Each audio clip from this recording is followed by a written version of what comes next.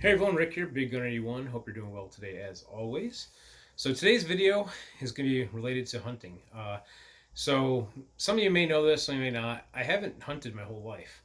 I really only started in the past couple of years with hunting, based around 2019, 2020, somewhere around there. Started out doing deer hunting. That's where that kind of started, and started doing other animals like rabbit and dove and squirrels and things like that. And so that's kind of my background with it. But what I want to talk about today is a recent adventure into hunting an animal, actually a bird, that I've never got to hunt before, the Tundra Swan.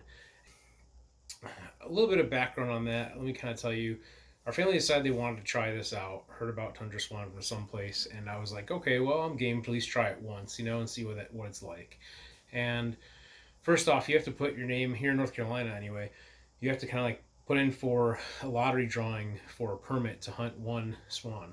And I think it went in as a group. I'm not sure because I wasn't the one that actually put it all together. But we got drawn for it.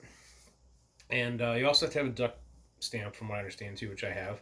And we selected a guide service to go out and hunt with, which I definitely would recommend. The particular guide service we used was Tri-County Guide Services, or Guide Service. And they're out like near the Washington, North Carolina area, Hyde County, Washington County area. And I guess they got a few places that they hunt from. So we got out there, we did our hunt on a Saturday. So we got out there the night before, stayed at a local hotel, drove, I say local, about a 45-minute drive, because they tell you like the night before or the day before they'll tell you where to meet them, and then when you meet them they tell you where we're going to go from there to go out to the hunt. He kind of picks out a place to go.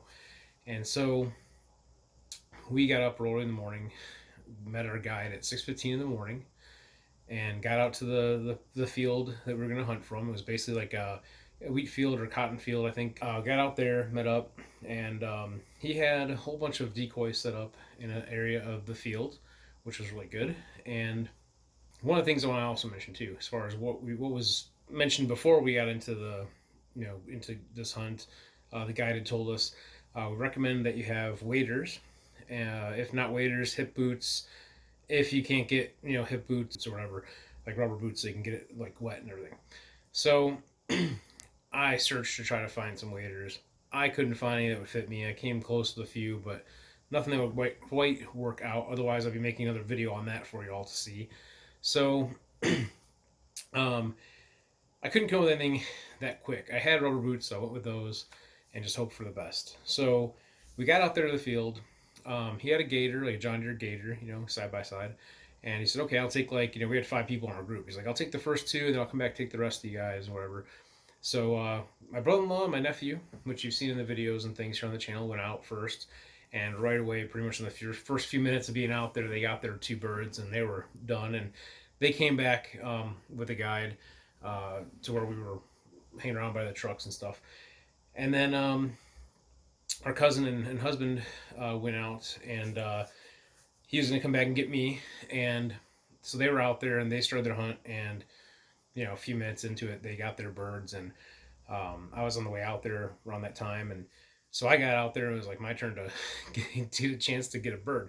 So what I also probably didn't mention is where we were positioned at. Besides all the decoys and stuff, if I didn't mention this already, the drainage ditch. So they have a drainage ditch in the middle of the field, and it has water in it that's about knee high, roughly. So most everybody in our group had waders, and went ahead and just kind of got into the drainage ditch and stood in there. So they were low to the ground. They're kind of more concealed from the birds, and that sort of thing. So with me, being that I didn't have waders, we went ahead and he said, well, okay, we'll work with that. He goes, how about do this? Kind of sit on the edge of the drainage ditch, kind of put your feet down in there, and that way I get kind of low to the ground and whatnot. And he had some cover, which was basically like some stalks and stuff that he kind of started putting around me. And right by the time he started putting one up to kind of help conceal me a little bit, we had a nice, couple birds incoming, and I got right on it. And you'll see in the video clip when I post that too on here. When it was coming in, I got the first hit at my bird, and it was going down, but it wasn't quite like totally done for. So I wanted to make sure you know, I want to definitely make sure that I got this bird really well. So took a second shot and it was definitely going down, but it was still kind of flapping. So I took one more hit at it just to make sure, because there's what I understand a lot of stories of, like, for example, the guy was telling us he had a gentleman that had gotten a swan and he put his tag on it, and the guy said, "Hey, you better kill it, make sure it's dead," you know, and it got up and actually flew off with his tag, and so I had an injured bird that just was gone, and you know, all that, which is not a good way to end a hunt. So mine was definitely done, and you see it come right crashing down on the ground and all that, and it was good. So we all got our birds. It was a pretty good experience. I definitely would like to maybe try it again. Something else I learned, you always hear about, you know, the sweet swans and everything, and I do think they're beautiful animals. Um, and that like they mate for life. That's kind of a neat, you know, thing that the people talk about. And I'm not an expert by any means. I just picked up a few little tidbits here and there with this hunt and stuff, and I find it interesting. So share your thoughts and comments and anything that you know about swans in the comments below for sure. I'd love to hear it. Other thing I heard was that the swan are actually kind of a nuisance bird in many ways. They will go down and eat the tops of the wheat in the wheat fields and land on the plants and basically damage the crops for our farmers. So um, that's what I heard, and I'm like, well, that's an interesting thing. I never really thought about that, you know. So a lot of cool things to learn, but definitely a good experience, good time. I kind of was talking a little bit about how quickly everything went, and from the time we got into the field and started going out to our position where we're going to hunt from, that was about 6:30 in the morning. 7:39 we were done. Everything's, you know, ready to pack up and head out.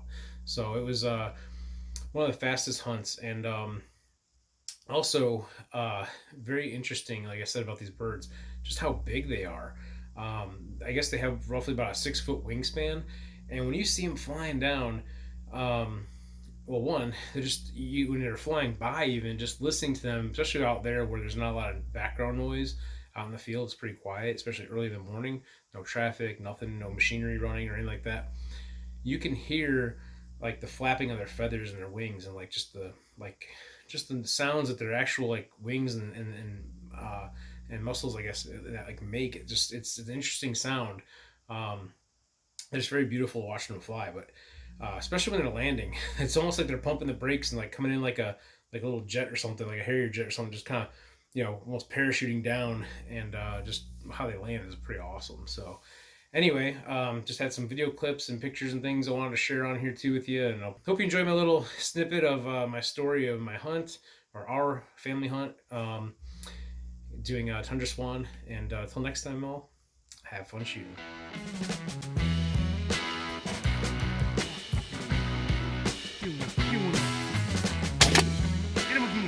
Hit him again. Oh!